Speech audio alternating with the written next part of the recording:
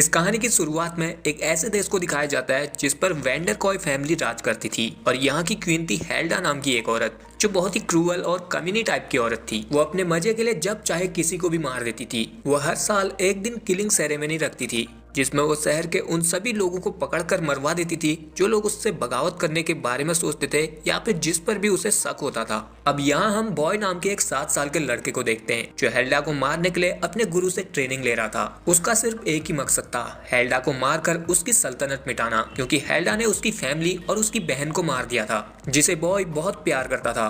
और इसी वजह से बॉय को ट्रेनिंग करते वक्त भी हमेशा अपनी बहन दिखाई देती थी। उन लोगों ने बॉय को भी बहरा और उसकी जीभ काटकर उसे मरने के लिए छोड़ दिया था। तब ऐसी हालत में उसे गुरु मिला जिसने बॉय को अपने साथ रखा और उसे ट्रेनिंग देना शुरू कर दी, क्योंकि गुरु भी हेल्डा के जुर्मों का शिकार हो चुका था जिसमें उसकी पूरी फैमिली को हेल्डा ने मार दिया था। तो अब वो बॉय को हर रोज खतरनाक ट्रेनिंग करवाता है और उसे अपने पास्ट की बातों को भुलाने के लिए कहता है, क्योंकि यादें इंसान को कमजोर बनाती हैं। वो बॉय की इतनी खतरनाक ट्रेनिंग करता है कि वो बॉय को जिंदा जमीन पर दफना देता है और फिर इसी तरह बॉय 17 सालों तक ट्रेनिंग करते करते बड़ा हो जाता है, जहां अब एक आखिरी बार बॉय अपने गुरु से लड़ता है।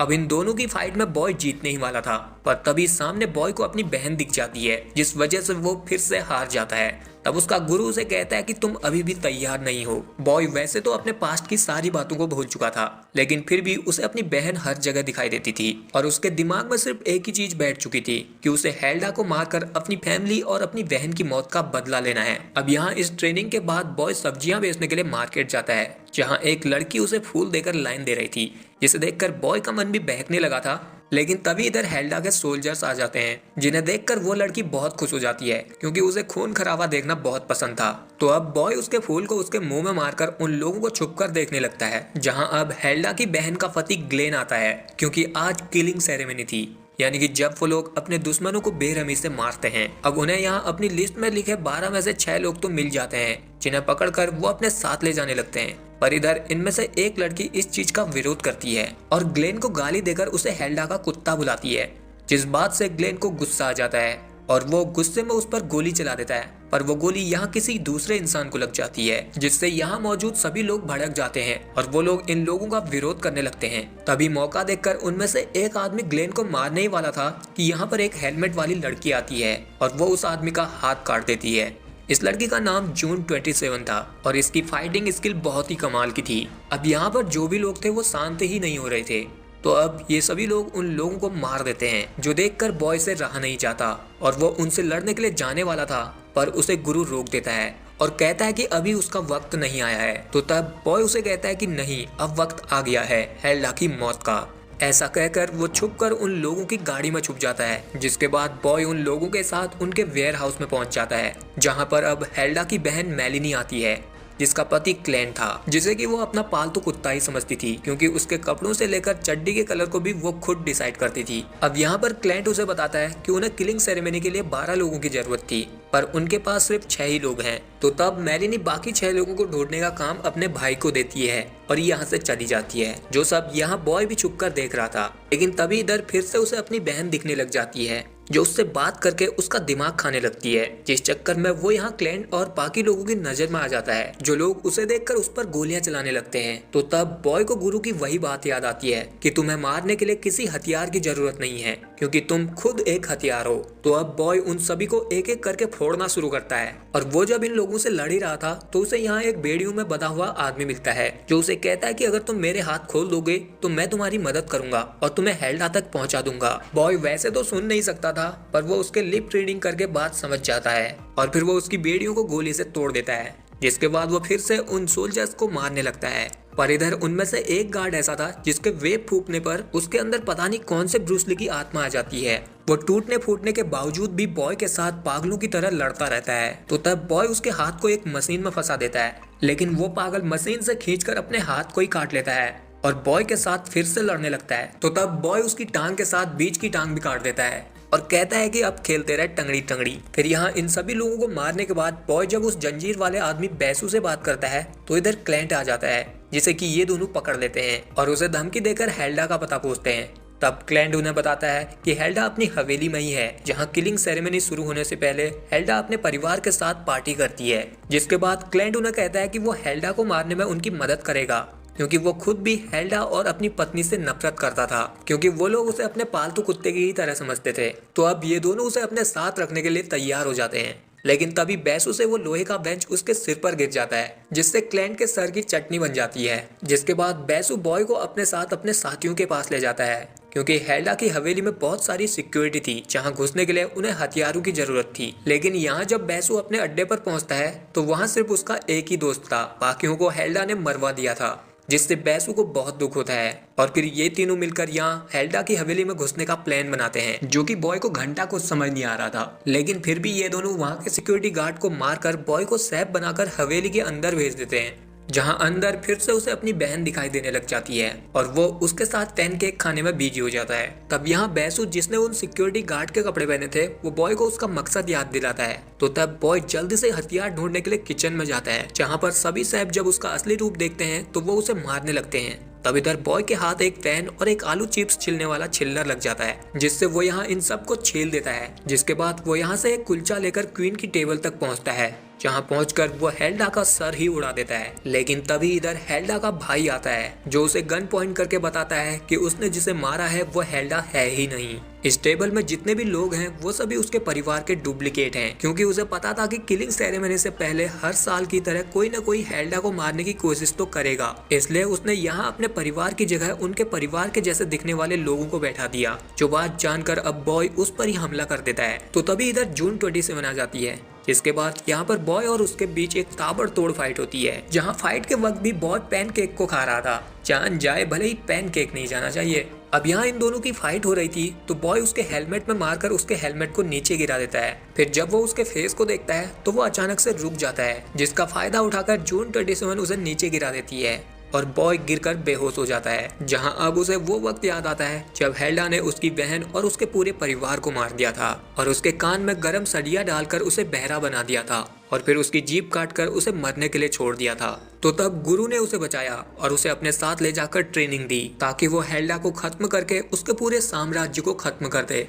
इसके बाद यहाँ जब बॉय को होश आता है तो उसके सामने जून 27 थी, जो उससे कहती है कि तुम्हारे लड़ने का स्टाइल गुरु के जैसा है, जो कि उनका दुश्मन था। इसलिए वो उसे गुरु का पता पूछती है, पर बॉय उसे कुछ नहीं बताता। तब इधर हेल्डा का भाई आता है, वो यहाँ बॉय से बात करके उसे बताता है कि वो खुद भी इस खून खराबे से थक चुका है। उसकी बहन हेल्डा पागल हो चुकी है, वह हर साल अपने दुश्मनों के नाम लिखती है और बेचारे मासूम और बेकसूर लोग मारे जाते हैं और गुरु की वजह से ही वो आज तक बंकर में छुपी बैठी है।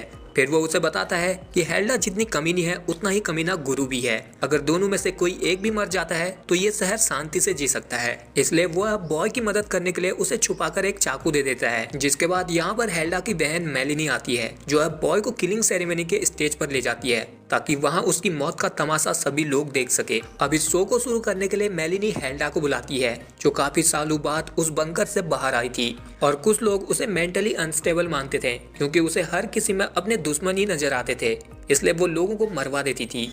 अब यहाँ पर भी जब वो स्पीच दे रही थी तो वो इस कत्लेआम को देखने आए हुए लोगों पर गन पॉइंट कर देती है, लेकिन तभी यहाँ मेलिनी आकर उसे रोक देती है। जिसके बाद इस किलिंग सेरेमनी के कत्लेआम को शुरू किया जाता है, जहां इन्होंने बहुत सारे मासूम लोगों को रखा था और उन सभी लोगों को अब इनके लोग बेरहमी से मारना शुरू करते हैं। और इधर उन मासूम लोगों में वो लड़की भी थी जो स्टार्टिंग में बॉय को फूल दे रही थी, जिससे कि हेल्डा के लोग मार देते हैं। और ये सब देखकर यहाँ की पब्लिक बहुत इंजॉय कर रही थी। अब इधर बॉय को भी इन लोगों ने लोहे की जंजीरों से बांध रखा था, जिसे कि बॉय उस चाकू से घिस घिस कर काट देता है और फिर हेल्डा के लोगों को मारने के लिए जाता है। पर तभी मेलिनी उसके गले पर लगे पट्टे से इलेक्ट्रिक शॉक दे देती है, जिसके बाद अब हेल्डा के लोग बॉय को पकड़ लेते हैं। और फिर इधर गोट के कपड़ों में आया हुआ एक आदमी बड़ा सा हथौड़ा लेकर उसे मारने के लिए आगे बढ़ता है, पर वो यहाँ आकर उल्टा हेल्डा के ही लोगों के सर को फोड़ने लग जाता है, क्योंकि ये तो बॉय का वही दोस्त बैसू था और वो बॉय को बचाने के लिए यहाँ पर अपने दोस्त के साथ आ गया था। जिसके बाद अब ये तीनों मिलकर हेल्डा के आदमी को एक एक करके मारना शुरू कर देते हैं, जो देखकर उधर मेलिनी समझ जाती है कि बॉय के हाथ खोलने में मदद उसी के भाई ने की है, इसलिए वो उसे गोली मार देती है। जिसके बाद वो यहाँ किलिंग सेरेमनी में आकर बॉय को मारने के लिए उस पर गोली चला देती है, लेकिन इधर बैसू का दोस्त बॉय को बचाने के लिए अपनी जान कुर्बान कर देता है। जिसके बाद यहाँ मेलिनी बैसू पर भी गोली चला देती है।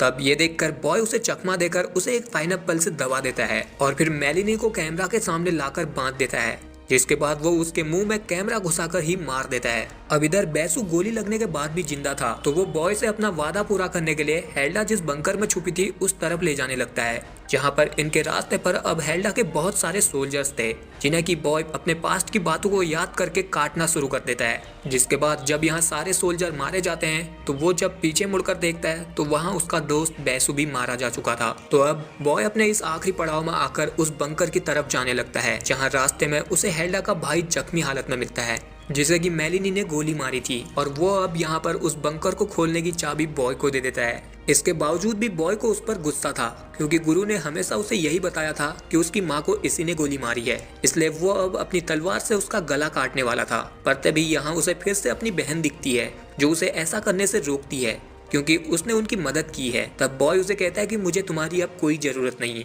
क्योंकि मुझे पता है मेरी बहन मर चुकी है। जिसके बाद अब बॉय को वो दिखना बंद हो जाती है, और फिर बॉय हेल्डा के भाई की गर्दन उड़ाकर बंकर में जाने वाली लिफ्ट में आ जाता है, जहां पर उससे हेल्डा कॉल पर बात करती है और उसे कहती है कि जैसे ही तुम इस लिफ्ट से नीचे आओगे तो उनके गार्ड्स उसे गोलियों से भून देंगे। तो तब बॉय उसे अपनी जेब से एक पेंटिंग निकालकर दिखाता है, जो कि उसकी बहन ने बनाई थी, जिसे देखकर हेल्डा तुरंत फोन को कट कर देती है और बॉय को सही सलामत अपने पास लाने के लिए जून 27 को भेजती है। और फिर जब बॉय यहाँ हेल्डा के पास पहुंचता है, तो वो अपनी और अपनी बहन की तस्वीर को हेल्डा की फैमिली फोटो में देखकर हैरान हो जाता है, और तब हमें पता चलता है कि बॉय हेल्डा का ही बेटा है, जिसे कि गुरु ने पकड़ लिया था। दरअसल गुरु ने पहले हेल्डा के हस्बैंड यानी कि बॉय के पिता को मार दिया था, क्योंकि वो उनके राज को खत्म करना चाहता था। हेल्डा को जब इस बात का पता चला तो उसने अपने बेटे यानी कि बॉय के ही हाथों गुरु के बीवी और बच्चों को मरवा दिया, लेकिन गुरु यहाँ से भाग निकला, जिसके पीछे बॉय चला गया था। पर वहाँ गुरु ने उसे पकड़ लिया, और वो जब उसे जान से मारने वाला था तो उसे एक आइडिया आया कि वो बॉय को एक खतरनाक किलिंग मशीन बना देगा, जो अपने ही परिवार को खत्म करेगा। इसलिए उसी ने ही खुद जानबूझकर बॉय के कान में गरम सरिया डालकर उसके कान को फोड़ दिए और उसकी जुबान काट दी। जिसके बाद उसने उसकी पुरानी यादों को मिटाकर उसका माइंड वॉश कर दिया और उसके दिमाग में अपने परिवार की फोटोज दिखाकर ये डाल दिया कि हेल्डा ने ही उसकी माँ और उसकी बहन को मारा है, इसलिए उसका एक ही मकसद होना चाहिए, हेल्डा को मारना। जो सारी बातें अब यहाँ बॉय जानने के बाद कुछ समझ नहीं पाता, और तब हेल्डा उसे बताती है कि उसकी बहन अभी भी जिंदा है और वो और कोई नहीं बल्कि जून 27 है। इसके बाद हेल्डा उसे अपनी साइड आने के लिए कहती है और उससे गुरु का पता पूछती है, लेकिन बॉय अभी भी उसे कुछ नहीं बता रहा था। उसे समझ नहीं आ रहा था कि क्या सच है और क्या झूठ। तब ये देखकर हेल्डा को लगता है कि उसका बेटा अब गुरु का एक हथियार बन चुका है, जो कि उनके लिए खतरा है। इसलिए वो जून 27 से अपने भाई को जान से मारने के लिए कहती है। तो फिर जून 27 जब बॉय को अपनी कुल्हाड़ी से जान से मारने वाली थी, तो बॉय उसकी तरफ हाथ बढ़ाता है, जैसे कि वो बचपन में अपनी बहन के साथ हाथ बढ़ाया करता था। जो देखकर अब यहाँ पर जून 27 अपनी माँ के ही सर पर वो कुल्हाड़ी घुसाकर मार देती है, जिसे देखने के बाद यहाँ सभी गार्ड्स उन दोनों को मारने के लिए गोली चलाते हैं, और अब ये दोनों मिलकर हेल्डा के सभी गार्ड्स को मारने लगते हैं, जिन्हें एक एक करके मारकर जब ये दोनों बंकर से बाहर आते हैं तो वहाँ पर सारे गार्ड पहले ही मरे पड़े थे, जिन्हें कि गुरु ने मार दिया था। तब यहाँ पर गुरु को देखकर बॉय उसे कहता है कि उसका बदला पूरा हो गया है, उसने हेल्डा को मार दिया है। लेकिन गुरु इतने पर भी खुश नहीं होता, वो उसे अपनी बहन जून 27 को भी मारने के लिए कहता है। तो तब बॉय ऐसा नहीं करता, इसलिए अब गुरु खुद जून 27 के साथ लड़ने लगता है, जहां इन दोनों की एक खतरनाक फाइट होती है। गुरु की फाइटिंग स्किल इतनी कमाल की थी कि जून 27 उसके सामने ज्यादा देर तक टिक नहीं पाती। और फिर जब वो जून को जान से मारने वाला था, तो तब बॉय को रियलाइज होता है कि अगर उसने गुरु को नहीं रोका तो वो अपनी बहन को दोबारा से खो देगा। इसलिए वो अब गुरु के साथ लड़ने लगता है, जहाँ अब गुरु इन दोनों से लड़ता है और वो इन दोनों पर ही भारी पड़ रहा था। उसके हाथ जो भी कुछ लग रहा था वो उसी को हथियार बनाकर उन्हें मार रहा था, और इसी लड़ाई में वो यहाँ जून 27 को मारकर घायल कर देता है। तब ये देखकर बॉय अपने फुल पावर में आकर उससे लड़ता है, जहाँ ये दोनों एक दूसरे से जमकर मुकाबला करते हैं। गुरु, जिसने कि अपने गले पर शेर के दांत का लॉकेट पहना था, जिससे वो यहाँ बॉय के हाथ और पैर को चीर देता है, तब इसके बावजूद भी बॉय हार नहीं मानता और वो उसी लॉकेट से उसी के गर्दन को काट देता है। तब उसे ये भी याद आता है कि उसी की वजह से उसका पूरा बचपन बर्बाद हो गया, उसका परिवार, उसकी बहन, सब कुछ उससे छिन गया।